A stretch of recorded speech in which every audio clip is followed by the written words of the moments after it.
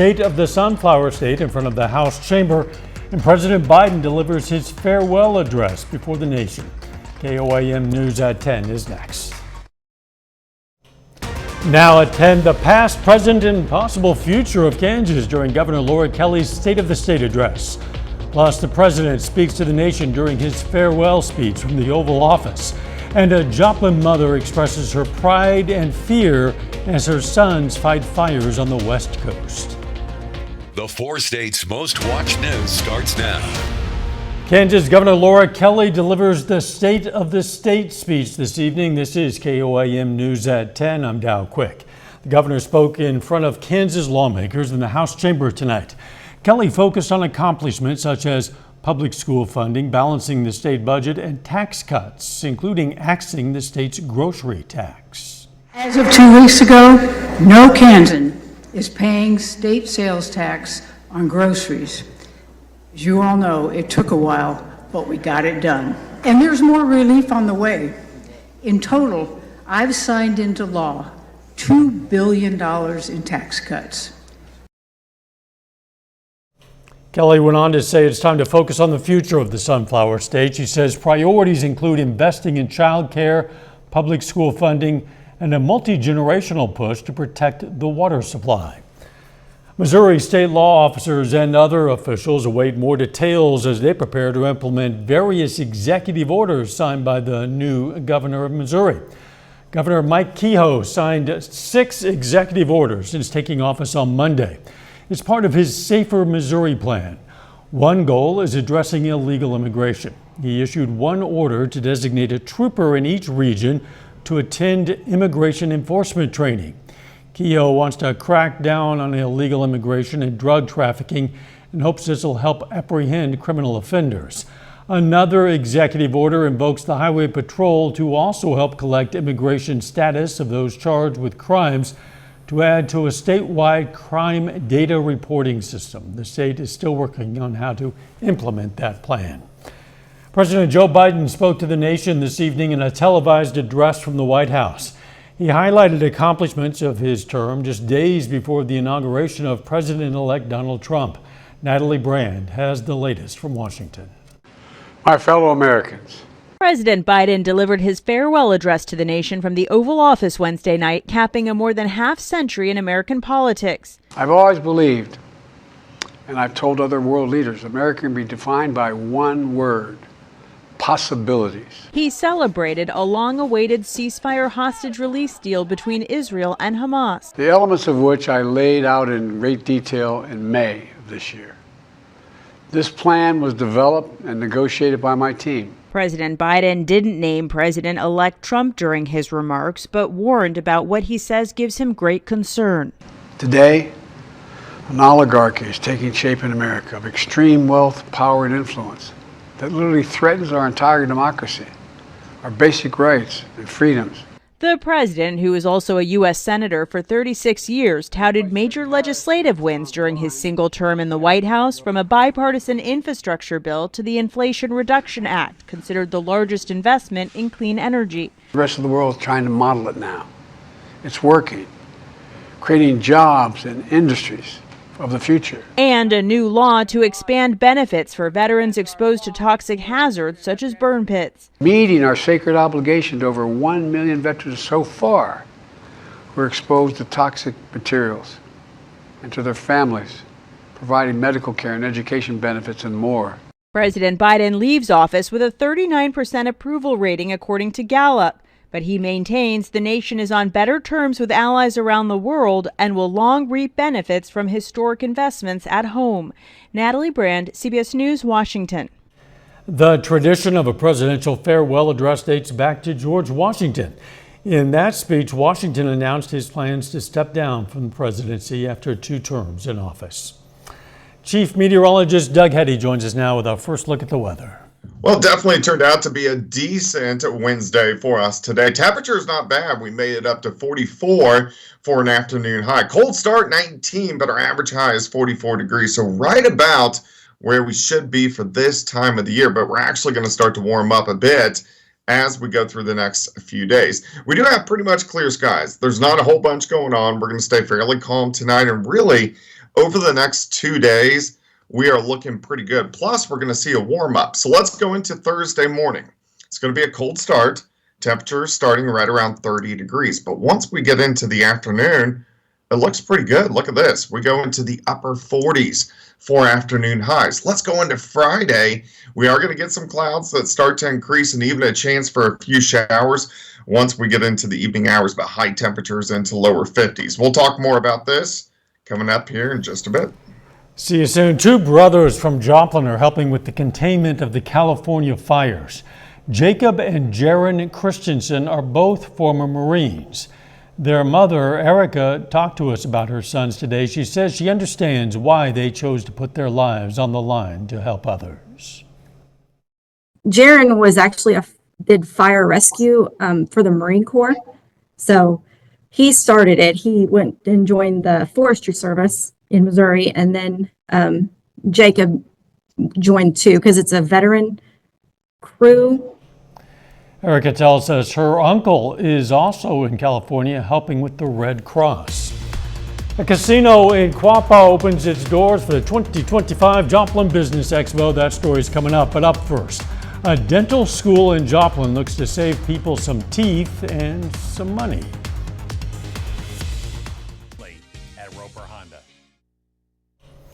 If you're looking for an affordable way to keep your mouth cavity free, well, Missouri Southern dental hygiene students are ready for you. They say they offer several dental services for a low price. KOIM's Lonnie Walton looks at why this is so important to the community. Program here at Kansas City University at the Joplin campus, the College of Dental Medicine, is really fantastic. Stephanie Milo is a dental student at Kansas City University in Joplin. She will be amongst the first students to graduate from the school's brand new dental program. However, before she got to this point, she attended Missouri Southern as a dental hygiene student, a profession she and her professor says is crucial. If you don't have healthy gums, you don't have good teeth. So it's really the foundation. In a case with dentistry, if you lose an assistant, that makes it more difficult. So it's really important to have a well-functioning team and a team that's cross-trained in some way. While Milo was getting her dental degree at Missouri Southern, she says finding her own patients to practice with was her responsibility. She says, it was a struggle. Yes, it's always a struggle to find patients. And current Missouri Southern student Aaliyah Wagner agrees. It can be very challenging. We try to do a lot of community outreach. And that's what her professor Jill Pyle is trying to do. Reach out. We really need people in the community to volunteer or have their time to come out for our students to clean their teeth. Pyle says this cleaning is $30 and it covers just about everything. Teeth cleanings, x-rays, exams, sealants, fluoride varnish. Pyle says it's a benefit for all. In order to get those patients in here, not only to help their needs, but also to fulfill the students' requirements. Milo says it'll all work out. Just keep your head up. Just stick with it. Reporting in Joplin, Lonnie Walton, KOAM News. The dental program at MSSU is open to the public every Tuesday and Thursday from 8 a.m. to 4 p.m. It's currently free to all Missouri Southern students.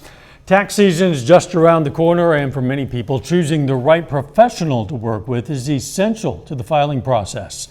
A lot of considerations go into making that choice, including familiarity with tax laws, deductions, tax credits, and filing jointly or separately for a married couple.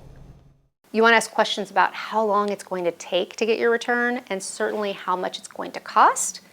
And then something folks don't think about is how are you going to keep my information safe? You give that tax preparer a lot of personal information about you and you want to make sure that information is secure. If you have questions about a tax expert's credentials, you can always check with the Better Business Bureau. The Downstream Casino and Resort was all business today. The Quapaw, Oklahoma Casino welcomed the Joplin Chamber of Commerce Annual Business Expo. It's the region's largest annual business showcase with more than 100 exhibitors. This one-day event provided an opportunity for businesses to network with other businesses and with potential customers. It feels great, actually. I love seeing different and small business, well, not really small businesses, but local businesses, and getting to network and collab with them. I think that's super fun. I haven't seen a lot of faces, just their signage, to put faces with their businesses. I think that's super cool. The theme for the 32nd annual event was Out of This World Expo, some out of this world costumes. Doug returns next with the complete forecast. And a little bit later, the Gordon Parks Museum in Fort Scott celebrates the life of Dr. Martin Luther King Jr. Take the Plunge, February 8th.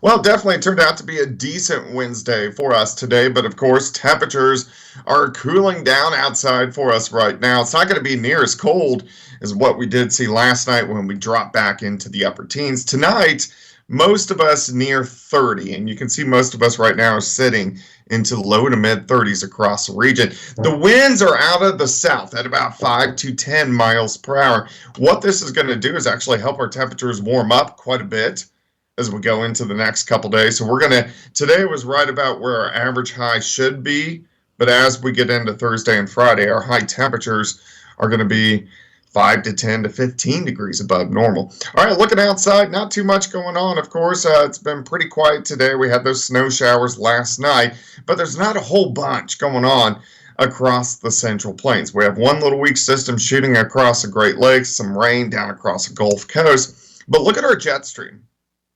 So you can see it shoots up toward Vancouver, into Canada, and then right into the Central Plains. So that's why we've been cold, and we're going to get reinforcement shots of cooler air pushing in as we go through about the next week or so. So let's go through time. By morning, most of us 29, 30, 31 degrees.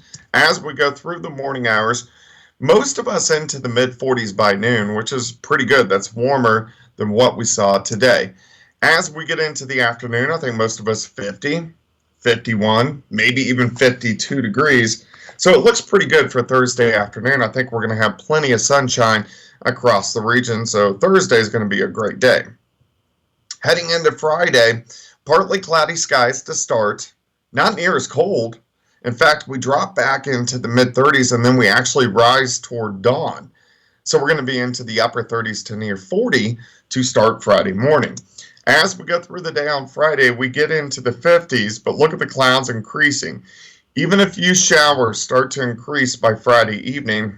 Most of these are going to be along and south of I-44, but don't be surprised if you see some showers out there. Scattered showers Friday evening into Friday night, and then an Arctic front rolls back in as we head into Saturday morning, meaning much colder temperatures once again. All right, let's look at your Thursday. 31 to start, 47 by noon.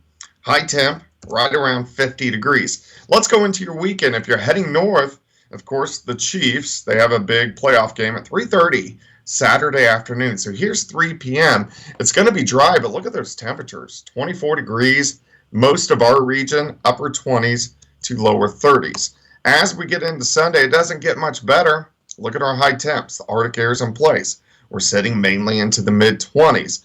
As we go into Monday, we get some clouds, may get a few flurries. Look at the temps again, lower 20. So we get into a really cold stretch once we get into next week, but not tomorrow. Tomorrow looks good. 50 for a high, 55 on Friday, but a few showers late, and then a high of only 33 Saturday, and look at the 20s. Sunday, Monday, and Tuesday. Doug, thanks. Hey, don't forget, everybody, you can be the first to know about the day's weather with the KOAM Skywatch weather app. Why don't you have this already? You know, you can get severe weather updates sent straight to your phone, and it's absolutely free. You'll find it in the Apple App Store and the Google Play Store, the KOAM Skywatch weather app. Still ahead, Pittsburgh State women's basketball tries to win its 6th game in a row. And Frontenac and Pittsburgh High School square off on the wrestling mat. John Dales has those stories and more coming up next in sports. Ashley is bringing you in. Teen or older, see Q Club for details. The 4 states are full of talented wrestlers, and last season we had dozens of them advance to their respective state tournaments. This evening, several of those same names are in action. It's the 2025 Crosstown Throwdown between Pittsburgh and Frontenac Wrestling. Girls go first, and at 110 pounds, Harper Holmes, who won an individual state title last year as a freshman at Frontenac, well, she transfers to Pittsburgh this year, and here she is, winning by fall against her former team. We go to 115 pounds. Abby Albright gets the takedown and wins by fall to help out Frontenac's cause. We go ahead now to 170 pounds. Looks like Lily Ash has a takedown, but no. Shelby Payne escapes, and the Purple Dragon ends up getting the pin as well. The girls' teams finish tied at 38, but the Purple Dragons win the third tiebreaker. They win the 2025 Crosstown Throwdown. Now to the boys. Pittsburgh won last year's duel against Frontenac on a tiebreaker. We start at 138 pounds. How about this takedown from Pittsburgh's Kieran Walker? And yeah, he's going to get the pin as well. We move ahead to 190 pounds. Frontenac senior Dominic Riccardi wins by technical fall after that big takedown there. And last up, well, it's the big fellas. 215 pounds, another Raider senior, Alonzo Burke, wins by fall, and that puts the finishing touches on a Frontenac victory. Just like that, the Raiders boys team is the 2025 Crosstown Throwdown champion. Well, tonight we also get to see the red-hot Pittsburgh State women's basketball team. The Gorillas are winners of 5 in a row and 14 of their last 15. Pitt State looking to stay undefeated in conference play tonight. The Gorillas hosting Rogers State. First quarter, two-time defending Conference Player of the Week, Corinna Gerber goes to work. Her hook shot is good. She'd have another double-double in this game. Later in the first, Grace Pyle starts to heat up from three-point land. First, she connects there. Then Pyle goes back to a very similar spot and similar result. Drains another three. She led the team with 21 points. We continue in the first quarter. Jemiah Brown knocks down a three ball from the top of the key, and the Gorillas far from done at this point. Destiny Berge gets involved. She shoots from three and banks that one in. Pittsburgh State leads by 28 at the halftime break, and it's more of the same in the second half. Grace Pyle drives in the lane, gets fouled, bucket counts. Pitt State goes on to dominate. Gorillas blow out the Hillcats for their sixth consecutive victory. 88-62, the final score. 2 days ago, I think I came into the huddle and I was just like, just looked at them all. I'm like, kind of like you, like we were 14-2. It's like, hey guys, like just take a second to know, like we're doing it. Like this is what you wanted. It's here. Keep working hard and keep doing it. But you know, don't congratulate yourself too much, but just recognize that your hard work is paying off. Pittsburgh State men's hoops also in action tonight. Gorillas face the Hillcats for the second time this season. Early in the game, Avery Taggart with a nice bounce pass to the freshman Evan Jackson. He scores the first points of the night. Next possession, here's Taggart, open from three-point land, and he drains it. Gorillas lead by 5. More from the first half. Jordan Friesen dribbles into the lane and finds some space. He connects on that fall-away jump shot for 2 points. He had 18 tonight. A few possessions later, Friesen finds R.J. Forney for the catch and shoot from the corner. He buries the three. Pitt State in full control in the first half and continuing to put the foot down on the gas pedal. Here, Taggart knocks down another three. Next possession, Taggart again fakes out his defender. That's another one down. We're not done yet. Towards the end of the half, heat check time for Avery Taggart. He connects again. 26 points for him tonight. Pittsburgh State wins 86-73 over Rogers State. 2 big wins for the Gorillas, and back to what Amanda David was said, the women's team, very much, they're doing it right now. 15 wins out of their last 16 games. And it's nice that she reminds those young women that sometimes you have to take a moment and appreciate the moment that you're in. Yeah. They're in a great one. We'll be right back. French, a 4-state hero. Not near as cold for us tonight. We're going to drop back near 30 degrees. Plenty of sunshine on your Thursday. High temp of 50. Look at this, 55 on Friday. Now, we are going to get some showers in here late Friday into Friday evening, and then an Arctic front, so turning much colder as we head into the weekend. 33 Saturday, only 23 on Sunday. Doug, thanks. Fort Scott's Gordon Parks Museum begins its two-day annual celebration for Martin Luther King Jr. Day. KOIM's Melissa Alexis has more about the event. I'm very moved by this experience. Now is the time to live. Moving. That's how Fort Scott Community College freshman Jasmine Russaw describes the opportunity to recite an excerpt of Martin Luther King Jr.'s speech, I Have a Dream. To her, the speech is a symbol of bravery and hope. His bravery and the things that he had to say in order to make a change. She's one of the many Pitt State and Fort Scott Community College students who participated in reciting MLK's speech and some of his quotes. Martin Luther King Jr. has so many important quotes. Community members gathered at Gordon Parks Museum to celebrate MLK, who devoted his life to fighting for racial equality and civil rights. One of our greatest African American leaders of all times, at least on his birthday, we should be celebrating the contribution in this country that folks who came over as slaves have made. The museum board president says it's meaningful that the event took place at this particular museum because of Gordon Parks' contributions to fighting social injustice and racism. Gordon Parks is one of many individuals who changed the world. So yeah, it makes sense to honor two great black men on the same day. And she says it's important to continue teaching younger generations about King and his contributions to the success of the civil rights movement. It feels so relevant. It always feels so pertinent to today to say, I have a dream. Reporting in Fort Scott, Melissa Alexis, KOAM News. Now, their second celebration at the museum for MLK takes place on Monday. They're going to have a food drive at that event. Now, a final sports note. Oh, tomorrow we're going to have a local athlete from Labette County High School be signing with the Missouri Southern Lions. More on that tomorrow. We'll look forward to that. Thanks for joining us. Don't forget the morning show starts at 5 a.m. and let's make it a great tomorrow.